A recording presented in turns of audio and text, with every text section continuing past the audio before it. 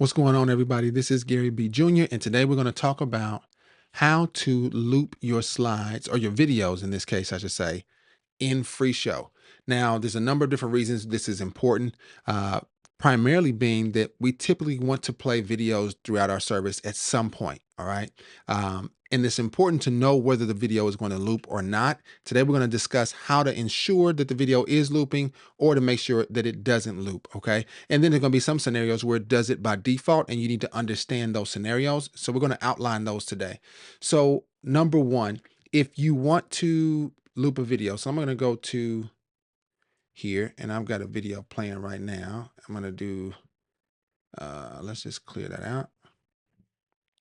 All right. So if we want to get to a video, you're going to first go to your media tab as a general way to get to it. And then I've got my videos folder pointed into my in my media tab. So I've added the folder for videos that are directly connected to my computer. And I've got these Bible project folders and videos. And so I'm going to go to one of these videos. Let's do Read the Bible part 1. All right. And so here's a video. It's the art of biblical poetry. If I wanted to play this video, I can simply click the video. And when I click the video,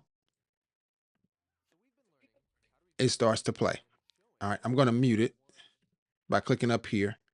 But by default, it automatically goes to the background um, section. Okay. And then we got the slides, overlays, music, and this one I believe is just timers. I'm not sure though, but this is, yeah, that's timers, I'm guessing. So we've got backgrounds active, and you can see because we can actually clear by hitting it, making it red, right? But if you were to click under here, you'll see the settings for that particular video, and it shows you the play pause, the time frame that has elapsed, and the time frame or time amount that is counting down, along with some skip backwards and skip forwards by 10 seconds. And then the next option is the loop. This is the primary place to look to determine if your video is going to loop. If you did select it from your media, and you did not do anything else except click it, it will default to loop. All right. This is important to understand. Your videos will default to loop if you don't do anything special with them. And the audio will automatically come on as well. And I actually muted my audio so it won't be playing through the system for you guys to hear.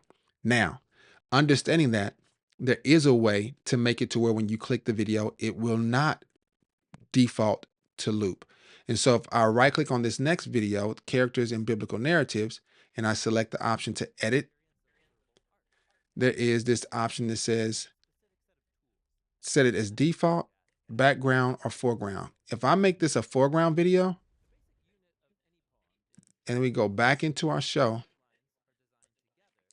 I'm going to mute it and I select this one now. This is a new video.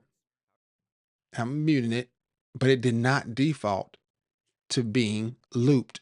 Now, this is because it's set to a foreground and it's like it's a part of a slide, even though if you look at your settings over here, or your right column, your output settings, you'll notice it's still playing as a background item, but it is not set to loop as if it is a background item, because background items, backdrops and things like that for our slides, those just automatically loop for us, which is great. But this is not one of those things. So we're saying, hey, we don't want this to just loop back and forth. We want this to play like it's a piece of a slide, and we're going to move on to the next part. That's what this is. This is designed, if you make it a foreground item and you see this little icon over it, that looks like a little sound icon or whatnot, that means it is set as a foreground item and it will not loop by default. All right. And so that's important to understand. Now, if you were to add a video in your project, right, you can right click a video and you can add it to your project. All right. So this one's design patterns. If I click on that, we can see here that we've got a play button. I can click play. And what it does is it does the same thing. It shows up and it does not default to loop. All right. I can turn it on to loop, but it does not default as a part of my show. So if I click this one, you'll notice it was a part of my show. This is loop. It doesn't default to loop as well. So any videos that are part of your project, in this case, I should say, now I've been saying show, but a part of your project, they won't default to loop.